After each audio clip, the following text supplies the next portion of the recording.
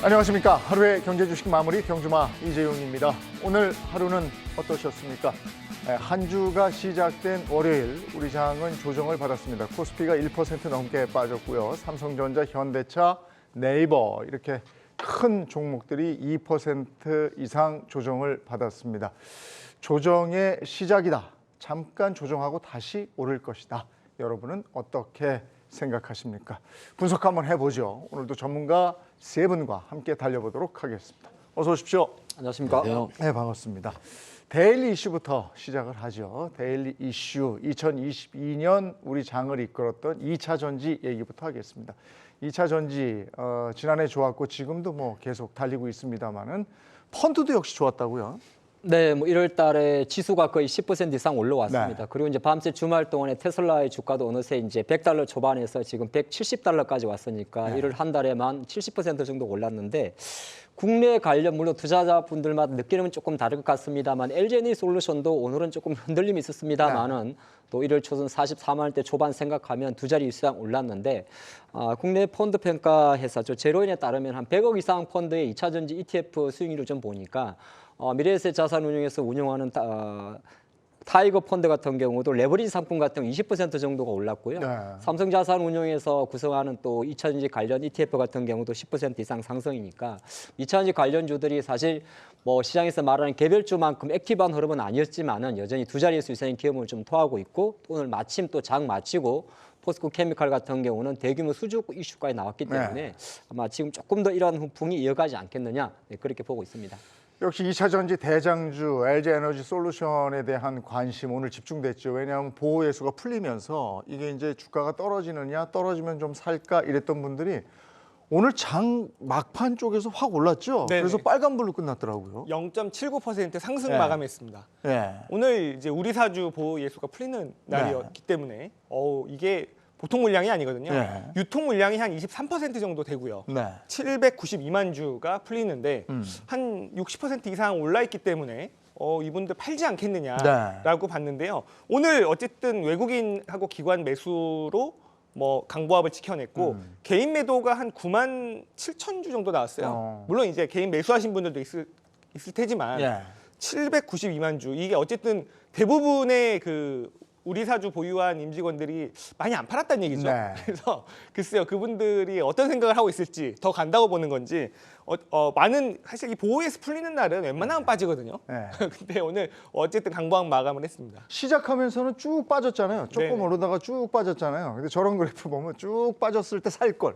뭐 이런 생각이 드는데 그때는 엄두가 안 나는 거죠. 그렇죠. 또 이게 네. 돌아다니는 짤 보면은 이게 야 시초가 팔았어 이랬는데 네. 직원들끼리 하는 그렇죠, 물론 그게 그렇죠. 얼마나 신경 써 있는지 모르겠습니다만 9시에 바로 안 넘겨주고 네. 9시 10분에 넘어왔어 뭐 이런 얘기도 있고 그랬는데요. 뭐 어쨌든 지나고 보면 다 껄무새죠 우리는. 네.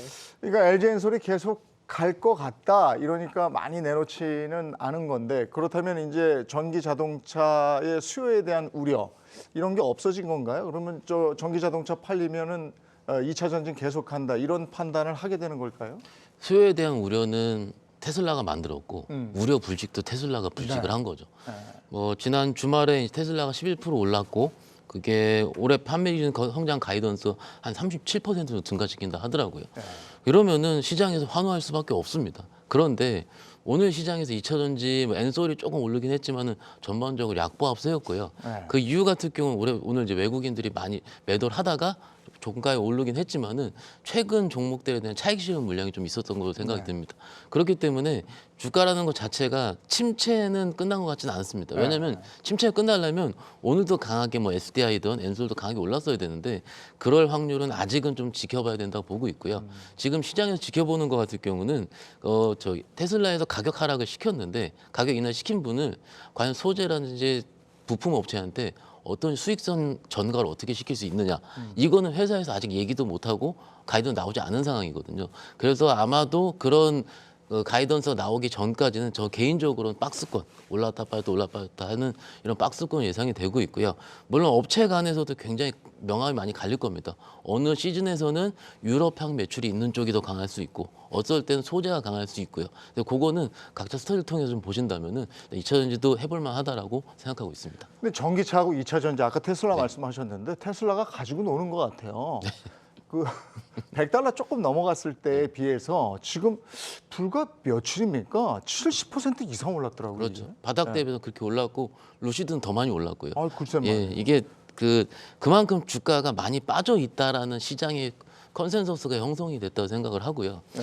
일단 테슬라 입장에서 봤을 때는 가격 하락분을 판매량을 보여주고 추세는 보여주고 있으니까는 일단 시장에서 긍정적으로 반응하고 있는 것 같습니다. 예, 지점장님은 테슬라 얘기하면 씩 웃어요. 아우 정말 고통의 시간이었어요. 지금. 그렇죠?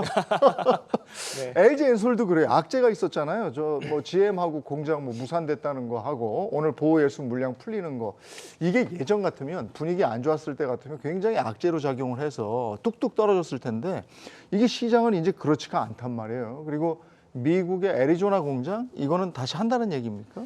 LG엔솔이 이제 오늘 뭐 주가 움직임 두 가지를 좀 정리해 보면 보호예수 물량 같은 경우는 개인 투자가분들의 우리 수하주 물량이에요. 네. 보통 이런 물량들은 물량 자체만 놓고 보면 사실 800만 주 육박하는 상당히 많은 비중입니다만 보통 아침에 나오는 물량이 대부분이거든요. 네. 그리고 이제 물량인 것 자체 우리가 FI라든지 SI가 갖고 있는 물량들은 대규모 자금을 만들기 위해서 블록딜 행태를 취하지만 이는 장중에 접속 매매를 통해 가지고 파는 물량이기 때문에 일정 부분 현재 주가 수준에서 뭐 급격하게 주가가 내려가지 않는다면 도미노 물량 나올 것 같지는 않습니다. 그걸 좀 보시면 좋을 것 같고 중요한 건 LG엔솔이 지난주 금요일 날 실적 발표하고 나서 이제 큰 꼴 내용을 놓고 보면 네. 자동차용 영업이익률 대략 4% 정도가 나왔어요. 어떻게 보게 되면 조금 100원 팔아서 4원밖에 남지 않냐 작게도 볼 수 있습니다만은 사실 이건 작은 게 아니고 LG 에너지솔루션의 OPM이 한 4%라는 건 상당히 선방 그 이상이거든요. 이건 왜 그러냐면 앞으로 이제 규모의 경제를 노리는 관점에서는 사실 앞으로 마진율이 커져갈 수밖에 없습니다. 그렇게 보시면 좋을 것 같고 이제 컨콜에서 나왔던 대로 GM과의 사공장 이야기입니다. 합병무사는 사공장 이야기고 애리조나주 관련 공장 재추진에 관한 이야기는 아직은 LG도 이 부분에 대해서는 불확실성을 남겨놨는데 LG 에너지솔루션의 주가가 제가 생각할 때 최근에 50만 원 위로 올라간 이유가 한 일주일 전에 또 이런 썰이 좀 돌았었어요. 뭐 어떤 썰이었냐면 테슬라의 4680 배터리 양산에서 LG가 빠지는 거 아니냐. 네.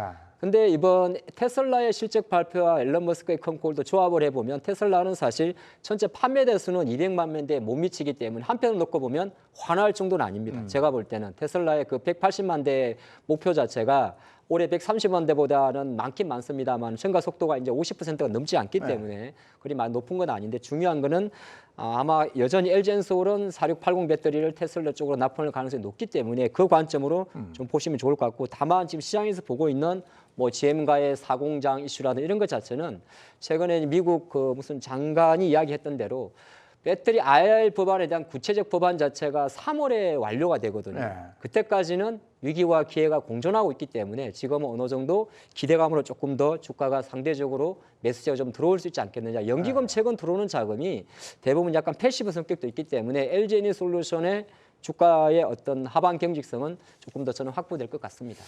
이 LG 에너지솔루션이 두 가지 악재가 있었음에도 불구하고 주가 방어에 성공을 했단 말이죠. 그렇다면 이제 그 시장 참여자 입장에서 이제 한번 들어가봐도 되지 않을까? 이제 악재가 해소된 차원이니까 어떻게 생각하십니까? 악재가 해소된 건 아니죠. 왜냐하면 첫 번째 우리 사주 보호에서 풀렸는데 그분들이 아직 안 팔았죠. 가지고 있으니까. 그럼요. 네. 팔지 않겠습니까? 네. 가격 더 오르면 팔겠죠. 네. 아니면은 더 안 오르내면 팔겠죠. 그러니까 어쨌든 그 물량은 나옵니다. 네. 얼마나 뭐 천년만년 들고 있겠습니까? 그리고 두 번째는 글쎄요. 수요 우려에 대해서는 아직은 끝나진 않았다고 보고 있습니다. 왜냐하면 테슬라가 가격을 인하했다는 것 자체는 수요가 예전만 못할 건데 내가 다 먹을 거야 하거든요. 네. 그렇다면 일단 이게 IRA 법안이 어떻게 바뀔지 모르겠지만 제가 2주 전에 설명을 드렸잖아요. 이 모델 Y를 20%를 가격 떨어뜨리면서 7,500달러까지 받아버리니까 아이오닉 5보다 싸진단 말이에요. 네. 아이오닉 5를 살 거냐 모델 Y를 살 거냐 싸니까 샀는데 모델 Y가 더 싸지는 이런 상황으로 내가 수요를 다 먹을 거야라는 상황에서 그렇다면 GM, 포드 이렇게 우리 그 2차 전지 업체들하고 맺어져 있는 이들이 과연 계획된 그런 전기차를 다 팔 수 있겠느냐에 좀 직면하는 수요 우려는 여전히 있다고 보고 있고요. 근데 네. 아까 말씀드렸듯이 이게 뭐 애리조나 공장을 지면은 이건 무조건 테슬라 향이죠. 원통형을 짓는 공장이니까요. 이런 테슬라 향을 받을 수 있느냐가 또 약간 호재가 될 수 있기 때문에 그 배터리 업종은요, 2차 전지 업종은 어쨌든 계속적으로 성장은 합니다. 네. 완만한 성장을 하는데 우리 박경선 차장님 말씀하신 대로 박스권이란 말이에요. 그렇다면 박스권의 하단에서 사야겠죠. 그걸 이제 줍줍이라고 하는 건데 네. 지금 약간 허공에서 이렇게 좀 떠다니는 거기 때문에 이게 조정을 더 받으면 그때는 사셔도 된다. 네. 기관들은요, 이게 그 지수를 그 벤치마크를 쫓아가야 되기 때문에 갈 것 같으면 잡아야 돼요, 무조건. 네. 개인 투자자분들은 이게 다 모든 공을 다 휘두를 필요가 없잖아요. 그렇기 때문에 조금 조정 받으시면 관심을 가져보셔라 네. 말씀드리겠습니다. 자, 2차 전지 관련 점검 한번 해봤고요. 이번에는 오늘 우리 증시에 대한 점검을 한번 해보겠습니다. 2,500을 좀 뚫어줬으면 좋겠다 싶었는데 2,450이었죠, 오늘. 자, 어떻게 보십니까? 이제 본격적인 조정으로 들어간 겁니까? 잠깐 주춤했다가 다시 갑니까? 일단 가장 비겁한 말인데요. 확인해봐야지 한다. 예. 근데 이렇게 말씀을 드릴 수밖에 없을 것 같아요. 오늘 점심, 그러니까 사실은 네. 오늘 장 끝나고 수급을 열어보면은 외국인이 산 걸로 돼 있거든요. 네, 네. 근데 제가 시계열대로 보니까는 제가 잘못 봤나 싶었어요. 3시 반까지 분명 이제 팔고 있었거든요. 아, 30분, 31분 동시호가 때 외국인들이 거의 한 1,000억 정도 들어온 거거든요. 그랬구나. 그러면은 외국인들이 마지막에 지수 플레이를 계속 하는 건 맞는 것 같습니다. 그리고 이 지수 플레이의 기본적인 부분은 패시브가 될 거고요. 네. 패시브는 이머징 마켓을 사는 아마도 전술적 자산 배분의 일환일 것 같습니다. 그 대만도 그렇고 최근에 이머징 마켓 좋은 것도 같은 물량이라 볼 것 같고요. 그러면은 외국인이 들어온 만큼 아직은 걱정을 할 필요는 없다. 아. 하지만은 경험적으로 이게 시장을 볼 때요. 이게 옆으로 횡보를 한 다음에 하락이 나오거든요. 네. 그래서 지금은 일단 오늘은 걱정을 했지만은 그래도 일단은 무난하게 좀 넘어가지 않았나 지금 보고 있습니다. 요즘에는 우리가 저 시장 참여하시는 분들이 미국장만 보는 게 아니고 중국하고 홍콩장을 보잖아요. 예. 오늘 홍콩장이 많이 빠졌던데 왜 빠진 거예요? 홍콩 시장 같은 경우는 최근에 이제 여러 가지 나라를 보더라도 이게 차익 실현이 많이 나옵니다. 아, 그러니까 작년에 가장 많이 올랐던 국가가 인도가 그랬는데 인도 최근에 굉장히 안 좋거든요. 그래서 글로벌 매니저들 같은 경우도 계속 매매 플레이로 이루어지는 것 같고 홍콩은 오늘 이제 빅테크 관련주들이 많이 빠졌거든요. 네. 알리바바라든지 그쪽에 규제에 대한 악영향이라든지 이런 부분이 선제적 반영이 있는 것 같습니다. 네.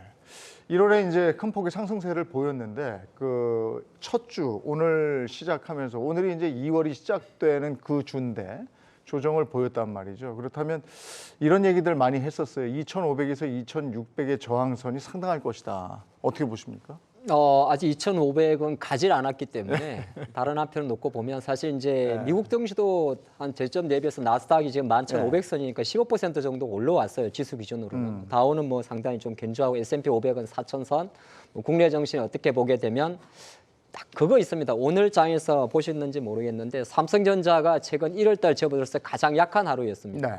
이게 약한 하루라는 게 이제 절대 주가를 보고 말하는 게 아니고 오늘도 외국인이 아까 보게 되면 160억을 매수를 했는데 그중에 1,000억은 삼성 전기전자 업종이 들어왔어요. 가장 많이 샀는데 중요한 건 뭐냐면 삼성전자의 주가가 딱 65,000원을 형성하고 밀렸다는 거거든요. 예. 그러면 제가 생각할 때는 막판에 패시브 자금 성격이 외국인 매수가 들어왔습니다만 오늘 글로벌 증시가 같이 빠졌습니다. 중국, 홍콩, 한국 그러면 실제적으로 외국인이 7조 원 정도 금액을 매수하면서 역대 최대 어떤 또 1월달 랠리를 보였습니다만은 약간 이벤트적인 측면에서는 제가 볼 때 이번 주는 수급에서는 조금 약할 것 같아요.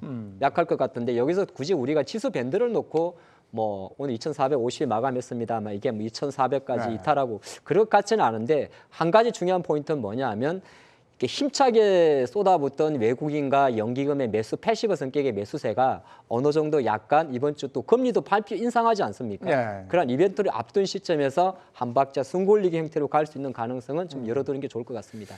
자, 그러면 이제 숨고르기 형태로 간다. 2월에 조금 조정을 받는다. 그러면은 하단은 어느 정도?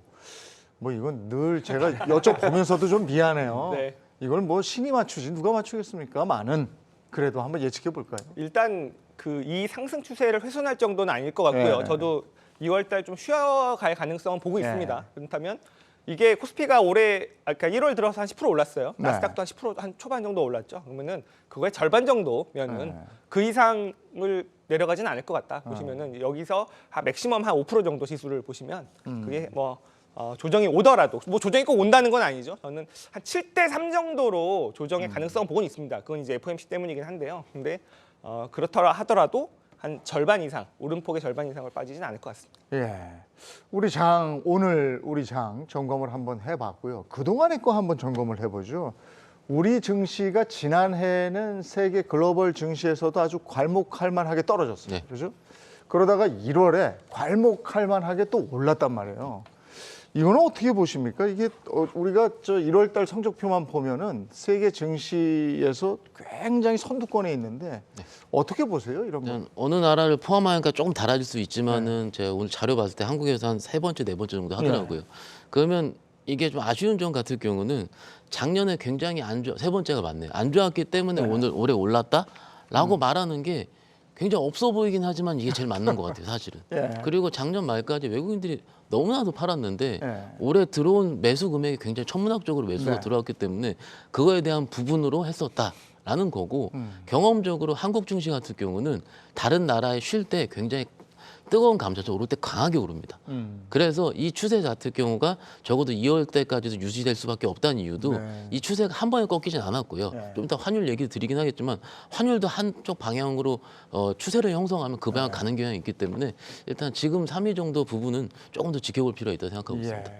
1월 대한민국 주가의 상승 랠리의 한가운데는 지금 말씀하셨던 대로 외국인이 있습니다. 외국인이 1월 한 달 동안 7조 이상 가까운 금액을 순매수했고요. 이게 9년 4개월 만에 가장 큰 물량이다. 이렇게 되어 있습니다. 네, 이제 9년 4개월이라고 이야기하는 거는 사실 이제 오늘 기준으로 대략 7조 원 정도니까 코스피 기준이고, 그러니까 월간 이제 매수 절대 금액을 비교했을 때 이제 2013년 9월달에 한 7조 6천억을 매수를 했었고요. 그리고 이거를 월간 이제 아예 1월 기준으로 놓고 보면 2012년 1월 이후 거의 10년 내 가장 최대 규모의 매수입니다. 그리고 이제 7조 원의 금액 중에서 대략 4조 원대가 삼성전자니까 다른 한편을 놓고 보면 한국 주식의 비중을 늘렸다 볼 수 있는 거죠. 그래서 이제 실제적으로 한번 이렇게 패시브 자금이 들어오게 되면 원래 한 1월 중순까지만 해도 외국인이 열심히 매수를 하다가 연기금은 좀 팔짱을 끼고 있었는데 중순 이후부터도 계속 매수 강도가 강해지다 보니까 패시브 자금의 연기금들도 같이 좀 붙이고 있습니다. 오늘도 실제적으로 보면 시수는 한 뭐 53, 40포인트 그렇게 빠져 있는 거 보이는데 외국인 수급은 그대로 똑같아요. 삼성전자, 하이닉스, 배터리, 삼성바이오 이렇게 사고 있기 때문에 아마 외국인들의 매수는 환율과 좀 직결되지 않습니까? 오늘도 제가 장중에 봤는데 원화가 충분히 지금 반등할 수 있는 타점도 좀 놓여 있거든요. 왜냐하면 이번 주에 이제 금리 인상 이슈가 있으니까. 그럼에도 불구하고 외국인 매수가 그렇게 멈춰지지는 않는데 중요하게 바라보는 거는 이렇게 우리가 몇 년 만에 대기록이라는 단어가 나오면 꼭 그 다음에는 매수 강도가 좀 둔해지는 경향이 있습니다. 이번 주 포인트는 외국인들의 매수 강도의 폭 같습니다. 그리고 보는 게 좋을 것 같습니다. 환율 얘기하셨습니다마는 외국인이 이렇게 매수를 하는 요인, 환율에 두고 있습니까? 아니면은 우리 한국 증시가 바닥을 찍었기 때문에 적정한 가격대다 이렇게 보십니까? 어떻게 보십니까? 둘 다인데요. 둘 다인데 일단 환율이 더 중요합니다. 왜 그러냐면 외국인들 입장에서는요. 내가 대규모 환전을 해서 들어와서 만약에 삼성전자를 샀어요.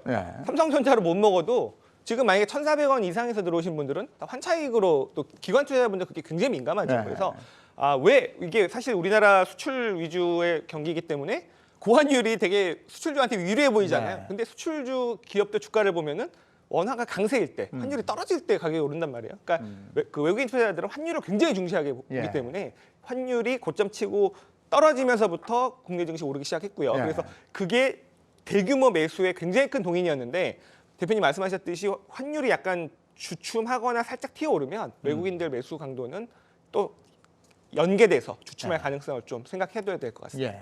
1월 한 달 동안 오르고 그래도 이제 오늘 외국인들이 또 샀기 때문에 이런 우려는 조금 잠잠해졌습니다만 이제 주식이란 게 그렇잖아요. 싸게 사서 비쌀 때 파는 거니까 외인들이 1월 한 달 동안 쭉 샀으니까 오늘도 장 뭐 거의 끝날 때까지도 외인들이 그렇게 뭐 사고 막 이런 게 아니었잖아요. 그래서 이 친구들이 이제 팔고 떠나나 이런 생각도 했단 말이죠. 근데 그러려면 어떻겠습니까? 일단 외국인 패턴은 크게 두 가지로 나눌 수가 있는데요. 이게 프로그램 매매로 들어오느냐 아니면 액티브용으로 들어오느냐거든요. 최근 1월 달에 7조 매수 들어올 때 프로그램 매매가 60% 정도 됐고요. 나머지 40%는 액티브용이었습니다. 액티브는 특정 이벤트를 가지고 들어오는 매수. 아마도 은행주로 추측이 좀 되고요. 그리고 프로그램 매수 같은 경우는 삼성전자, 하이닉스 같은 국내 시가총액 대변이 될 텐데 경험적으로 이 전술적 자산 배분에 속하는 프로그램 매수 같은 경우는 한 방에 끝내진 않을 가능성이 높다라고 보고 있고요. 아까 대만도 말씀하셨지만은 7조 살 때 대만은 5조 5천억 정도 샀거든요. 네. 그래서 반도체 비슷한 결에 있는 나라 똑같이 살 수 있기 때문에 외국인이 바로 수익이 나서 떠난다라기보다는요. 만약 그들의 전술이 바뀌어서 매도를 하겠다라는 부분이 좀 맞을 것 같고요. 그리고 아까 은행주 잠깐 말씀드렸는데 그거는 제가 보기 이벤트성이 좀 맞습니다. 주주환원 정책 때문에 그런 거라서 지금 그 종목별로 외국인 매수상이 보면은 삼전 하이닉스 입장 중간에 은행주도 많이 들어와 있거든요. 그 부분을 좀 액티브형과 프로그램 매매를 좀 나눠서 보시면은 가장 좋을 것 같습니다. 이 바이코리아의 기분 좋은 흐름이 계속되고 있습니다. 오늘 하루 뭐 조정을 받긴 했습니다만은 근데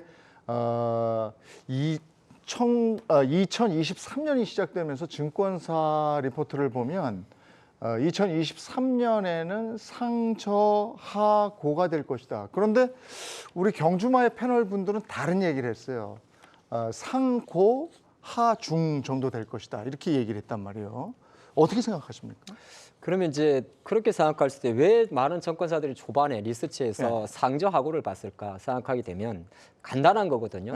이제 경기 침체하는 이슈 때문에 어느 정도 그게 경제상 관점에서 정상화되는 과정에서 시간이 좀 필요할 것이고 그러한 실적 부담감을 상반기에는 가져가면서 하반기로 가면 자연스럽게 반도체 바닥론이 이런 게 나와지니까 경기 사이클은 좋아지지 않느냐 그렇게 봤는. 그렇게 아마 접근하면서 상저하고가 많았을 건데 정작 뚜껑을 열어보니까 지금 1분기에 되게 강하지 않습니까? 그럼 저는 이게 여러분들 그 가장 중요한 게 아마 시장에서 그래도 가장 중요한 것은 미국 FOMC가 언제 금리를 멈추느냐? 첫 번째가 멈추느냐고요. 이번 달에 25bp 인상하였지만 그다음에 멈춘다면 어느 시점에 인하에 대한 시그널을 주겠냐 아니겠습니까? 그걸 보는 관점에서는 저는 상고, 중간량, 하고를 보는데 이게 나름 보면 일정이 딱 정해져 있어요. 그러니까 우리 1년 12달을 보통 이제 하프로 나누면 6월 달까지인데 제가 4월 달, 8월 달 연말까지 나눠버리면은 실제적으로 4월 달까지가 이제 가장 큰 나름의 인플레이션에 대한 기대감으로 장이 좀 강할 것 같습니다. 그건 왜 그러냐면 올해 FOMC에서 가장 중요한 게 바로 3월 21일 날 예정된 FOMC입니다. 그건 왜 그러냐면 이번 주 발표된 FOMC는 시장의 기대치만큼이나 50bp에서 25bp로 금리 인상 속도를 완화시켜줘요. 그래서 시장에서는 사실 오히려 이게 이번 주가 끝나고 나면 호재도 아니고 악재도 아니고 가장 중요한 것은 이제 1월 달과 2월 달의 물가 지표가 정말 사실 이제 물가도 이제 기하급수적으로 떨어지질 않거든요. 그럼 그 성적표를 갖고 3월 달에도 25가 갈지, 3월에 동결이 갈지, 25라면 만장일치일지, 소수일지, 과연 점도표는 얼마일지가 3월 22일 날 결정난단 말이에요. 그런 관점에서 오히려 이제 시장이 긍정적으로 강요한다 그러면 4월 또 5월 달까지 강하기 때문에 뭐 돌려 말해서 우리가 뭐 점쟁이도 아니고 4월 강하고 5, 6, 7, 8 약하고 8월 또 연말까지 강합니다. 이런 것 자체는 너무 먼 이야기입니다만 중요한 포인트는 뭐냐 하면 시장 관점에서 최소한 3월 FOMC 회의 때까지는 물가에 대한 이슈 자체는 좀 내려놓지 않겠느냐. 그렇게 장을 보시는 게 좋을 것 같습니다. 그러니까 상고, 중간, 하고 이렇게 말씀을 해주셨는데 지변장님은 어떻게 보세요? 우리 하 대표님처럼 이렇게 세 개로 끊어서 말씀해 주셨는데 저는 그냥 딱 상하로 말씀드리면 저는 상고 하박. 네, 하반기 박스권을 보고 있는데 그러니까 이제 올해 증시는 기조적으로 오른다고 봐요. 근데 그 상승률의 7, 80%가 상반기에 나올 거기 때문에 하반기도 뭐 완만하게 오를 수 있겠지만 울퉁불퉁하게 박스권을 그릴 거라서 왜냐면은 이게 조금 미적미적 되시는 분들은 증시는 올라 있는데 그 수익률을 못 누리실 것 같습니다. 상반기에 부지런해야 된다고 생각을 하고요. 물론 2월에 한 번의 고비가 저는 있다고 보고 있지만 상반기가 좋을 거고 하반기는 조금 박스권으로 울퉁불퉁하는 거를 기본 시나리오로 잡고 있습니다. 차장님은 어떻게 보세요? 저는 이게 매일매일이 달라지긴 하는데요. 일단 저는 여름이 가장 뜨거울 것 같습니다. 여름이 뜨겁다? 일단 여름 이후에 뜨거운 걸 보고 하반기를 예측에 늦지 않다고 보고요. 뜨거운 여름 좀 같이 보내시면 어떨까요? 다 휴가 가버리면 어떡해요? 그럴 때 많이 해야죠. 여름이 뜨거울 거다. 이렇게 여러 가지 논리가 있을 수 있는데 일단 우리가 3월 달에 금리 인상을 중단했다고 치고요. 그 이후에 한 2달 정도 확인하는 작업이 필요할 겁니다. 그리고 확인한 이후에 다음 경기를 어떻게 우리가 이제 데이터로 확인한 과정이 여름쯤에 나올 거라 생각하고 있고요. 그때는 조금 주식하기에 좀 우호적인 환경이지 않을까 이렇게 생각하고 있습니다. 그럼 지금 이제 그 오늘 조정을 받았을 때 사람들은 이제 본격적으로 조정 가는 거 아니야? 무서워? 뭐 이래요. 그러니까 1월에 많이 올랐으니까 2월에는 조정을 또 이렇게 쭉 받아가지고 쭉 떨어지는 거 아니야? 이런데 2월만 놓고 보면 어떨 것 같아요?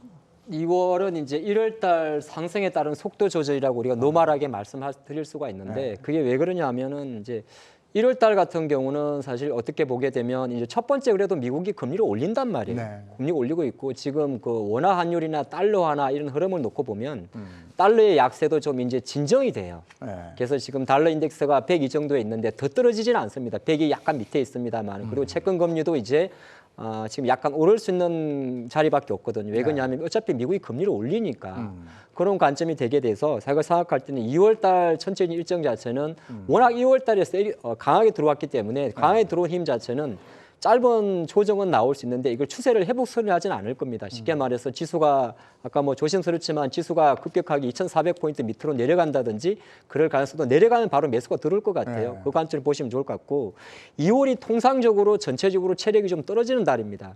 그럼 왜 그러냐면 이제 중국 관련 내수 소비주들도 오늘 그 실적을 발표하는 지금 저가 항공사 빼고 나면 화장품 관련주도 일정 부분 실적에 대한 부담감을 가져가거든요. 그럼 2월 달 종목은 아마 종가할 때 전체 시장 거래량이나 거래 대금 자체가 최근에 많이 하락을 보였습니다만은 지수 관점에서는 조금 이제 우리가 열심히 달려왔으니까 일정 부분 숨고르게 할 가능성이 있다. 그렇게 보는 게 좋을 것 같습니다. 아까 이제 외인들이 우리 주식을 직접적으로 아주 적극적으로 매수하는 저변에는 환율이 있다 이렇게 말씀하셨는데 1월에만 40원 가까이 환율이 떨어졌습니다. 근데 이제 그 2월 1일에 발표될 FOMC 그 이후에는 더 떨어질 것이다 이런 예측이 있는데 네. 그렇게 보시는 건가요? 그렇지 않을 것 같아요. 그렇지 않을 잠깐 튀었다가 그러니까 기술적으로는 빠지는 건데 그러니까 이렇게 보시면 돼요. 이게 다 연결돼 있습니다. 자, 1월의 모습이 올 연간의 모습의 압축판이긴 해요. 네. 금리가 시중 금리가 떨어지고요. 네. 환율이 떨어지고 증시는 오르는 게 1월의 모습이었죠. 이게 네. 올해 압축판이지만 2월에는 그게 살짝 되돌림이 나올 수 있는데 환율도 마찬가지입니다만 왜 그러냐면 자, 시장은 지금 답정너예요. 그죠? 그러니까 3월에 기준금리 인상 끝내고 하반기 내리는 거라고 답정너가 되어 있지만 그 점도표는 아니잖아요. FOMC 위원들 발언을 보면 그거에 대해서 이번에 FOMC 끝나고 파월이 어떤 발언을 해줄 것이냐. 약간 거기에 답정너에 그게 답이다라고 해줄 것이냐. 그렇지 않을 가능성이 있거든요. 그렇다면 한 번에 약간의 그런 되돌림 조정은 각오를 해야 되고요. 환율은 당연히 거꾸로 가겠죠. 그런데 환율이 그러면 제가 볼 때는 올해 기준적으로는 어쨌든 내려오는 거기 때문에 1,100원 후반에 보기는 하겠지만 그렇다고 해서 1,100 뭐 초반 이렇게 예전에는 1,100원을 중심으로 왔다 갔다 했잖아요. 아닙니다. 제가 볼 때 이제는 기준점이 1,200원으로 전후 왔다 갔다 여기서 등락을 하는 걸로 좀 보셔야 될 것 같아요. 아유 진짜 1,500원 넘는다 막 이럴 때가 언젠데 또 이제 1,100원 정도 간다 뭐 이러니까 이거는 정말 예측하기가 어렵습니다. 단지 이렇게 환율이 밑으로 가면 어려워지는 업체들이 있잖아요. 뭐 그때 이제 자동차니 반도체니 이런 게 환율 영향을 받아서 이익이 많았잖아요. 그러면은 조선, 반도체, 자동차 이런 수출 업종들은 힘들어지는 겁니까? 일단 뭐 실적 측면에서는 조금 힘들어질 수 있는 건 당연히 이론적으로는 가능하고요. 네. 주식 하다 보면은 그런 이론적인 부분이 실질적으로 주가 움직임에 반영한 적은 저는 5대5 정도밖에 안 된다고 생각을 해요. 일단 지금 저번 주에 현대차가 실적 발표한 다음에 그날은 굉장히 좋았었습니다. 네. 그래서 이익이 사상 최대, 작년 그러함에도 불구하고 침체임에도 불구하고 사상 최대가 나왔고 근데 이틀 동안 주가가 좀 밀렸거든요. 네. 그거는 상대적인 민감도 자체가 자동차 섹터로 쏠리지 않았기 때문이라고 볼 수 있습니다. 그러니까 일반적으로 우리가 환율의 변동에 민감한 섹터가 조선이라든지 뭐 반도체, 자동차로 할 수 있는데 개인적으로 저는 올해 증시를 미인 선발대회라고 좀 말씀을 드릴 수 있겠고요. 미인 선발대회? 그만큼 그 안 좋은 건 없습니다. 없지만은 그날 혹은 그 달에 그 섹터별로 어느 업종이 좀 더 민감하고 좀 더 유리한지를 순환매 차원에서 갈 수 있다 생각하고요. 오늘 어제 조선주 조금씩 올라오는 거 보니까는 일단 일종의 순환매 단으로 좀 개인적으로 보면 어떨까 말씀드릴 수 있겠습니다. 예. 반면에 달러가 약해지면은 웃는 섹터들이 있죠. 철강 같은 게 그렇다고 제가 얘기를 들었는데 리오프닝하고 맞물려서 이런 건 괜찮은 거예요? 근데 이제 참 주식이 이렇게 간단하면 얼마나 좋겠어요, 그렇죠? 철강 이제 원자재 수입 비중이 높으니까 환율이 강세면 원가 부담 내려가고. 그렇죠. 근데 이제 또 실적이라는 게 사실은 이제 원가 부담 내려가는 것도 있긴 있어요. 항공주는 대표적으로 이제 환율 강세면 바로 실적으로 연결되는데. 또 또 철강 같은 경우는 전방 산업에 대한 어떤 확신이 있어야 됩니다. 네. 쉽게 말해서 매출 요인이죠. 뭐 중국발 인프라라든지 중국발 부동산 부양인데 뭐 철강주는 사실 원가적인 측면에서는 좋아질지 있을지 모르겠지만 가장 중요한 것은 중국이 정말 이번 3월 초순에 발표할 양해에서 지금부터 계속 중국발 모멘텀으로 시장은 많이 올라왔습니다만은 네. 오히려 그건 이제 내수 소비재가 좀 많았고요. 뭐 실제적으로 우리가 말한 화학이라든지 철강 이런 섹터들이 약간 지금 1월 달에는 소외받고 있지 않습니까? 네. 그러니까 환율이랑 별로 상관이 없다는 겁니다. 실제적으로 원화 강세면은 우리가 석유화학 관련주나 철강주는 주가가 어느 정도 하반 경기를 보여야 되는데 시장 자체가 워낙 이제 중국발 뭐 위드 코로나 관련해서 내수를 하더라도 내수 관련주로 움직이다 보니까 자금의 어떤 수급 블랙홀이 생깁니다. 그래서 제가 생각할 때는 원화 환율 자체는 전체적으로 이제 약세로 가는 거는 강세죠. 우리 원화 강세는 강세로 가는 건 맞긴 맞는데 시간을 두고 아마 저는 1200m 내려갈 것 같습니다. 그건 이제 연말 이야기고 주가 관점에서는 어쨌든 원화 강세를 바라보는 관점에서는 첫 번째 원화 강세 수혜가 좀 뭐냐 그러면은 그냥 한국 주식입니다. 네. 또 구체적으로 좁혀드리면 코스닥 성장주가 되는 거고요. 네. 예, 왜냐하면 코스피 쪽은 외국인이 사겠지만은 코스닥 쪽은 환율 강세 때 실제적으로 지난 4분기 개별주들 실적 발표하게 되면 IT 소부장 기업들 대부분이 파생 그 회계 계정 중에 파생 상품 평가 손실이라는 계정이 많이 떴을 거예요. 수출 관련 기업들이 많았는데 그런 기업들 수혜가 되기 때문에 그냥 쉽게 말씀드려서 원화 강세 수혜주가 뭡니까라고 묻는다면 철강이나 화학 관련 큰 주식보다는 중소형 개별 성장주다. 네. 이렇게도 볼 수 있습니다.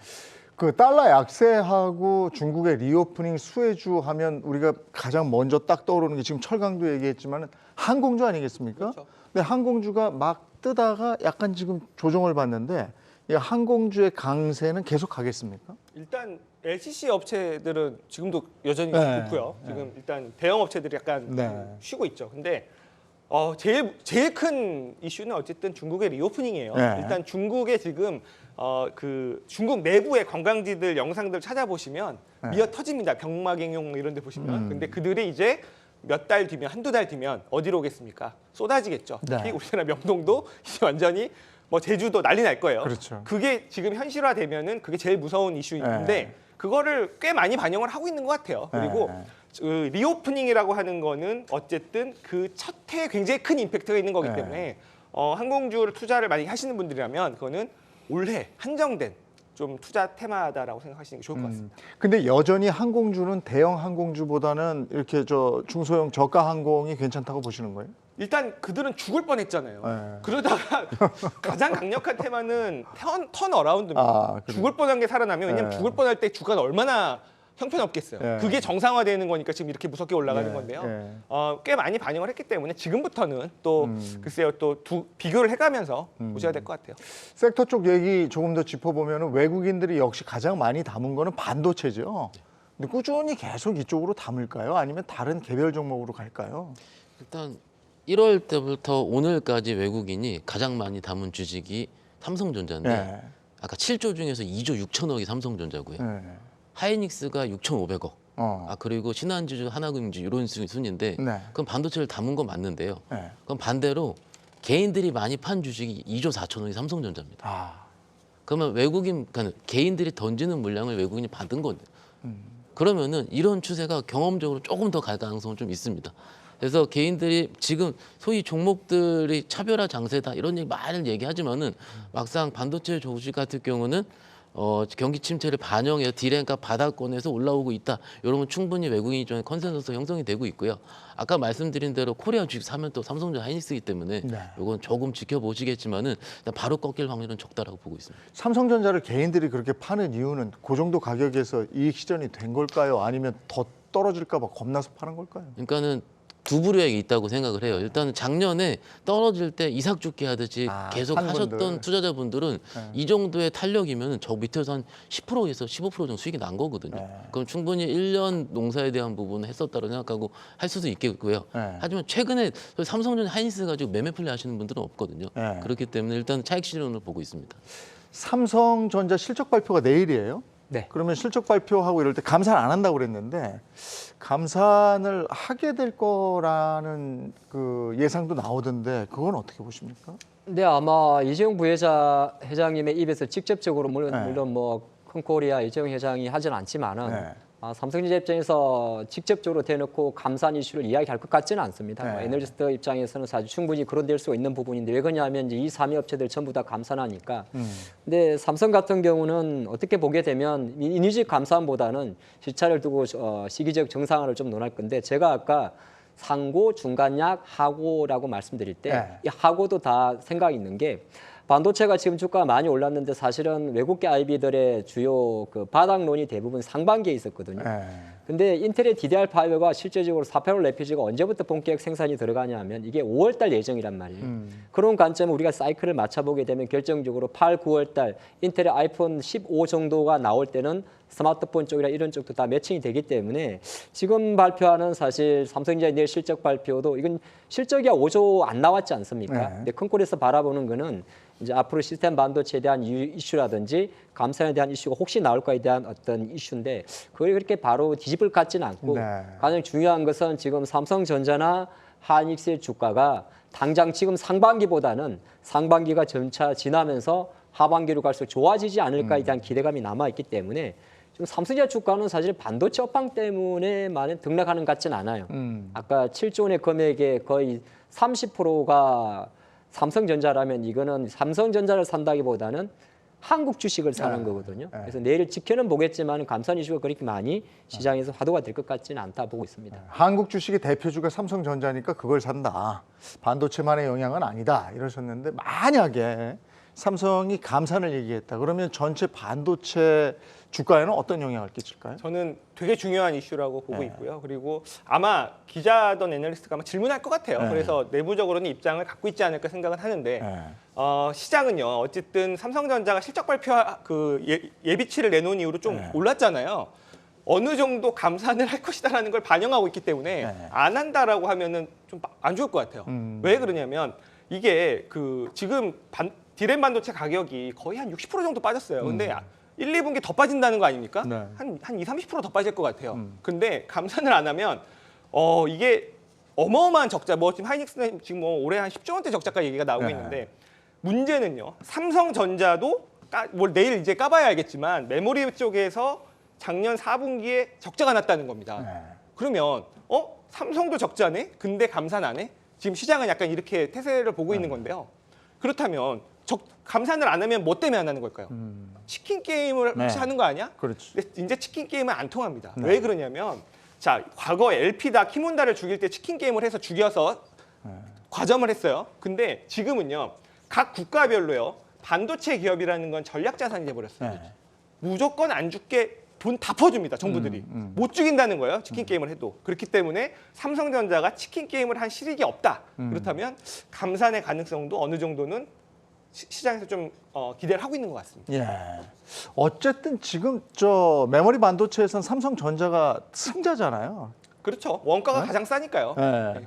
굳이 뭐 치킨 게임까지 해가면서 그러니까 안 죽는다는 거죠. 안 죽는다. 치킨 게임을 해도 안 네. 죽는다는 거예요. 다 살려줍니다. 죽지 않는다. 모든 정부가 전략 자산이에요. 반도체라는 거는 이미 느꼈잖아요. 미중 그런 전쟁 속에서. 그래서 치킨 게임이 안 통하는 시기다. 그것도 삼성전자 알겠죠. 반도체 주가가 지금 이제 전반적으로 상승을 하고 있는 이때에 챗 GPT 요즘에 뭐 거의 매일 나오는 얘기예요. 챗 GPT가 반도체에 호재로 작용한다 이런 얘기인데요. 이건 고급 반도체인 거죠. 예, GPU라고 할 수가 있겠고 네. 그것 때문에 엔비디아 수혜로 지금 저번 주부터 좀 회자가 되고 있는 상황인데 저 요거부터 말씀을 드리고 싶어요. 요거 할 때 이게 챗 GPT 때문에 반도체 가격이 오를 것 같다, 뭐 GPU가 오를 것 같다 이거는 충분히 할 수 있는 건데 그거에 앞서서 예전에 저희 코인 시장 최고랄 때 네. 그때 엔비디아가 날아갔던 거 기억을 하시죠? 그렇죠. 그러면 고성능 복잡한 컴퓨팅 작업을 위해서 설계된 그래픽 칩 시장이 당연히 늘어날 건 당연한 거고 네. 그러면 엔비디아라는 기타 시장이 반도체 쪽까지 성장할 것이다. 이건 어떻게 보면은 당연한 추측입니다. 근데 그 당연한 추측을 시장에서 지금 조금씩 반영하고 있다라는 거는 전 중요한 것 같아요. 솔직히 이게 미국에서 뭐 월스트리트든 그거를 그 카운슬링 하는 그런 분들 같은 경우도 엔비디아 매출이 12개월 동안 30억 달러에서 110억 달러 올라갈 것 같다 이렇게 했지만은 모델링 하는데 어려움이 있다라는 전제를 깔고 얘기를 했어요. 그럼 새로운 게 일어나는 중이기 때문에 실적인 수치를 보기는 아마 12여 개월 동안 확인을 해봐야 된다는 건데 주가가 반영한다는 점 봤을 때는 항상 이럴 때는 반도체가 마지막 끝단에서 실적이 베이스 되면서 올라오는 건 있거든요. 그래서 아까 디램 가격 바닥론이랑 만약 반도체가 올라온다면 GPT에 의한 고성능 컴퓨팅 작업에 대한 반도체 활용도가 같이 부과돼서 시장에서 회자가 될 것 같습니다. 그러면 챗 GPT에 불을 지른 마이크로소프트하고 지금 거기에서 가장 큰 역할을 할 엔비디아 이 주가는 지금 많이 올라갔습니까? 실적 컨센에 따라서 좀 달라질 수 있다고 생각하고요. 마이크로소프트 발표한다면 좀 옆으로 슬로우한 모습이고 지금 저기 그 엔비디아 같은 경우는 지금 꾸준하게 추세 이루고 있기 때문에 어느 것이 성장세에 좋은지는 근데 이게 엔비디아가 더 많이 빠졌거든요. 예, 그래서 빠진 폭 대비해서 낙폭 대비해서 올라가는 커브 자체가 더 강렬한 것이기 때문에 그건 시점이 조금씩 달라볼 수 있을 것 같습니다. 근데 어쨌든 이제 챗 GPT에 들어가는 반도체는 고부가 반도체.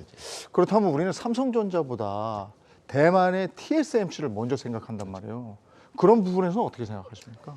그래서 오늘 장중에 사실 이제 뭐 카드라 통신이라고 이야기를 하는데 네, 그런 게 좀 돌아가고 장중에 대만의 TSMC가 거의 7% 정도 올랐었습니다. 제가 종가는 확인하지 않았습니다만 일부에서는 이제 우리가 AI라든지 그래서 실제 대만 TSMC가 엔비디아 지금 보게 되면 삼성이 약간 고원에 빠진 것도 있거든요. 왜냐하면 인텔 진영, 엔비디아 진영, 뭐 ARM 뭐 이런 진영 자체가 애플 진영이 거의 이제 또 엔비디아 그 TSMC와 좀 수주를 하다 보니까 뭐 앞으로 이제 AI 반도체라든지 인공지능 관련해서 오히려 삼성보다는 TSMC에 손을 잡지 않을까 그런 이슈가 나오다 보니까 약간 그래서 제가 볼 때는 삼성전자가 조금 더 상대적으로 기관들의 몸매를 좀 맞설 수도 있긴 있는데 중요한 것은 근데 이것도 또 똑같은 이야기예요. 지금 당장 우리가 메모리 반도체도 지금 부진하고 합니다만은 계속 좋게 보는 이유가 이게 가장 다시 원론으로 들어왔거든요. 주가 관점에서는 뭐 예를 들어서 뭐 엔비디아의 관련주, GPU 관련주가 먼저 움직이겠습니다만 우리가 말하는 AI 자율주행 그리고 이제 이달 말에 2월 27일 날 MWC 2023이 열린단 말이에요.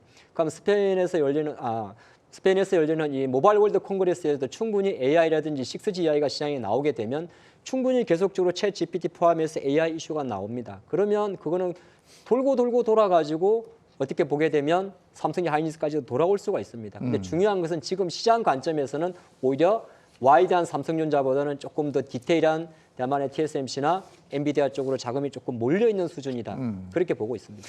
파운드리 경쟁에서 이제 인텔도 뭐 무시할 수가 없는 거고 거기에다가 이제 예전에 반도체를 주름잡았던 일본이 본격적으로 뛰어들고 있대요. 네네. 그럼 우리 삼성 괜찮을까 싶기도 해서. 이게 뭐 최근 나온 뉴스죠. 일본의 이제 라피더스라고 해서요. 물론 이게 작년 말에 결성을 한 겁니다. 일본 정부 주도로요. 일본의 8개 기업입니다. 소니, 도요타, 키옥시아, 뭐 NTT, 소프트뱅크, NEC-덴소, 미쓰비시 이렇게 연합을 해서 이 파운더리를 하겠다는 거죠. 그래서 뭐 2027년이 되면 이나노를 이제 시제품을 내겠다. 아니면 상용화를 하겠다 이렇게 된 건데 인텔도 비슷한 그런 로드맵을 갖고 있잖아요. 이 얘기는 뭐냐면요. 아까 말씀드렸죠. 반도체라는 거는 전략 자산이에요. 그러니까 인텔이던 이 일본이던 무조건 해야 됩니다. 무조건 해야 되는 거예요. 갖고 있어야 돼. 근데 그렇다면 할 수 있느냐는 다른 문제라는 겁니다. 할 수 있느냐는. 지금 인텔이 이 로드맵 이걸 못 맞춰가지고 주가가 굉장히 빠지는 거 아니에요. 그러다 보면은 이들은 무조건 해야만 되고 할 수 있느냐는 다른 문제라서 TSMC와 삼성의 그런 공고함은 또 다른 문제거든요. 그래서 이들이 해야 되는 이유는 이런 반도체가 많이 필요하고 그래서 저는 아까 챗 GPT 말씀하셨는데 최대 수혜 기업은 저는 엔비디아라고 봐요. 왜냐면 아니 챗 GPT를 하면 구글은 가만히 있습니까? 그렇죠? 뭐 아마존 가만히 있습니까? 애플 가만히 있습니까? AI 전쟁이 시작된 거고 챗 GPT로 인해서 아이폰에 버금가는 AI의 그런 그 시대가 시작이 되는 건데 왜냐면 그렇다면 자 금광에서 제일 돈 많이 번 건 청바지 회사죠. 엔비디아가 청바지 회사예요. 다 투자를 해야 되면은 AI를 돌리는 대규모 데이터 센터를 지어야 되는데 거기에 들어가는 가속기 AI 가속기 GPU는요. 지금은 엔비디아가 거의 유일합니다. 지금 A100이라는 거를 쓰다가 지금 H100이 새로 나왔죠. A100이 한 80기가 기준으로 한 2천만 원 정도 하고요. H100은 8천만 원이 넘어요. 그래서 다 이걸 사야 된다. 그렇다면 이걸로 인해서 엔비디아가 지금 주가가 올라가는 거고 더 재밌는 거는 A100 기준으로 A100 기준으로 해서 거기에 그 D램이요. HBM이라고 하죠. 고대역 그 D램이 한 30% 정도 들어갑니다. 그 원가의 30%가 들어갑니다. 그 하이닉스가 들어가거든요. H100도 하이닉스가 들어가는데요. 그게 우리가 알고 있는 D램보다 한 2배 정도 비싸요. 고대역이라 적층을 하는 거라서. 그렇다면 이런 식으로 TSMC가 좋고 엔비디아가 좋으면요. 메모리 시장을 따라가는 거예요. 그러니까 CPU가 돌아가든 GPU가 돌아가든 메모리는 파레트처럼 우리가 그런 하드디스크나 낸드에서 바로 데이터를 꺼내서 연산하면은 느리기 때문에 파레트처럼 중간에 갖다 놓는 게 메모리거든요. 메모리 수요는 무조건 늘어나는 거죠. 그래서 엔비디아 좋고 우리나라 그 메모리 업체들도 좋다. 이렇게 보시는 게 좋겠어요. 챗 GPT는 좀 갈 것 같으니까 그러면 엔비디아 사면 됩니까? 저는 엔비디아 사면 된다고 봐요. 가장 큰 수혜주라고 봅니다. 아, 엔비디아. 그래요? 다 엔비디아. 그걸 사야 돼요. 자기들 다 AI 돌려야 될 거 아닙니까? H100을 다 사야 돼요. 그래서 중국에 수출 못하게 하는 게 H100 아닙니까? 그러면 이 와중에 그 우리 삼성전자의 매력은 뭐라고 보십니까? 삼성전자는 바닥을 찍었다라는 거예요. 주가에 대한 네. 가격에 대한 매력. 근데 우리가 생각하는 바닥은 네. 더 안 빠지는 걸 바닥이라 얘기를 하거든요. 네. 근데 개인 투자자분들은 찍고 오른 거를 바닥이라 얘기를 네, 하세요. 네. 업황은 더 떨어질 가능성은 적습니다. 이유는 감산 효과가 지금 가시화되고 있는 거고, 그리고 재고 감소라든지 그리고 가격의 하락이 둔화된 시점이 세 가지가 다 맞물리는 시점이 2분기 정도로 다 생각을 해요. 주가는 적어도 3개월, 6개월 선행을 하기 때문에 그에 대한 부분이 1월 달부터 지금 외국인 매수 들어온 거고요.